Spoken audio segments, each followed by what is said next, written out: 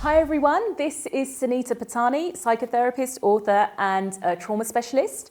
And in today's video, I want to talk to you, I want to share with you 5 kind of top tips to personal growth. And I think that these are 5 things that I wish that people would have said to me. You know, I started my personal growth journey, consciously started my personal growth journey at the age of 19, which is when I started kind of reading up around this stuff. And this is really something that I wish somebody would have said to me when I started. I think it would have been quite helpful. So here are my 5 top tips. Right, number 1, okay? Address the 4 different bodies. So understand that, you know, as a human being, that there are 4 different bodies. So you have the physical, the vital, the mental, the supramental. So understanding these 4 different bodies and what tools and techniques that you can use with each one, I think is super important. So, you know, understanding the importance of knowing that looking after your physical body, so feeding it well. Also understanding that trauma and difficult experiences have an impact on our physical body as well is very, very important, okay? The vital body needs to be addressed if you are dealing with traumas and, again, belief systems. You know, so tools and techniques here. This is really where the energy psychology side comes into play. And then, of course, you've got your mental side, you know, so the mental side is really looking at your thought processes, learning to observe your ego, you know, understanding more about you know, your history, your past, what's formed you. So a little bit more of the psychodynamic approach coming in. And of course, the supramental. So, you know, really working on the spiritual aspect of our bodies, you know, with the archetypal stuff and the meditative stuff and learning how to open the heart. So, you know, really understanding these 4 bodies, understanding what it is that you're wanting to achieve, and then knowing which tools and which techniques may work quite well when addressing these 4 bodies. Okay, so that's tip number 1. Tip number 2 is understand the role of your belief systems. Right, I can't stress this enough. Right, between the ages of 0 to 6 years old is really when we form our core belief system, guys, our core belief systems. Okay, and the key thing here is quite often we don't remember the events that have helped us to form these belief systems. So again, this is really when energy psychology can come in really handy. You know, it kind of opens up the subconscious. There are certain tools and techniques, EFT being one of them, that can really open up the subconscious and bring some of those memories to the surface so that you can begin to better understand your belief systems.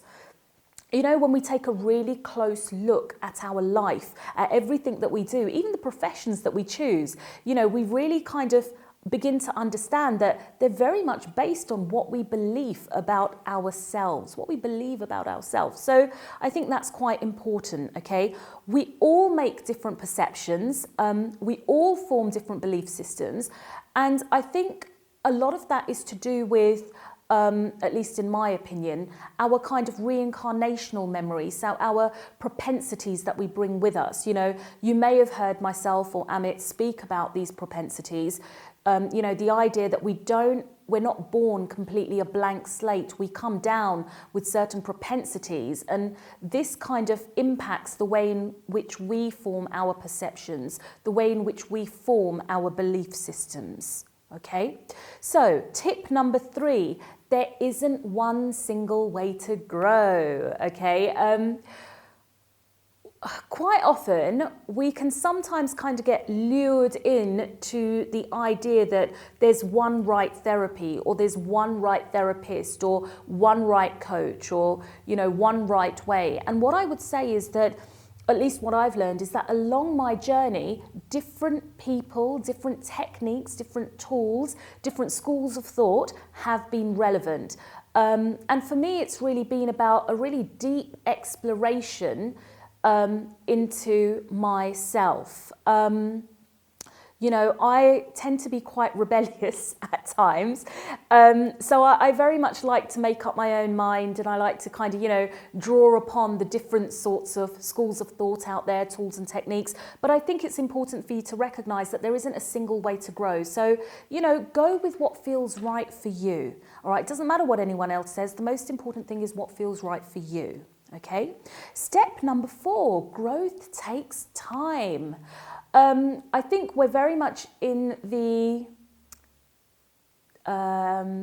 times today, you know, like the worldly time today. We're very much in the day of kind of instant gratification, you know, instant coffee, instant takeout. Everything's at our fingertips now, you know.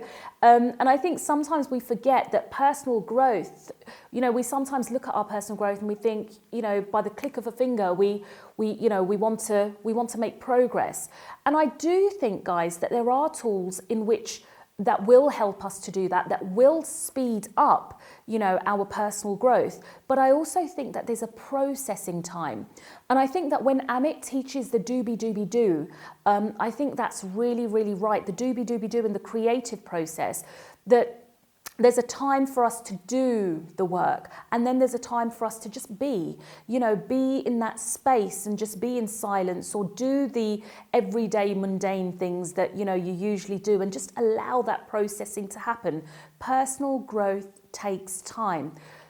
What I found through experience is that the quicker that we want it, the more we can sometimes set up a resistance. So sometimes it's better just to kind of put your hands up and say, you know, this is going to take some time, and that's okay. Let's just see how it goes. Okay.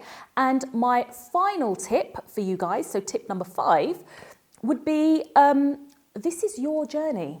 This is your journey. In my earlier days, when I was I still am on my personal development journey, obviously. I don't think that's ever going to stop. But when I was first stepping into this, I was very much of the opinion that that person knew best. You know, that guru knows best, or that person knows best, or that book knows best. And over time, what I learned was that all of those things were important because they gave me a different perspective on things. But ultimately, this journey was mine. And I was happy to go a little bit slower and make mistakes and learn along the way. And it was messy and it wasn't perfect, but ultimately the journey was mine. And, you know, I think that's probably one of the most empowering pieces of information that I could share with you, is that this journey is yours.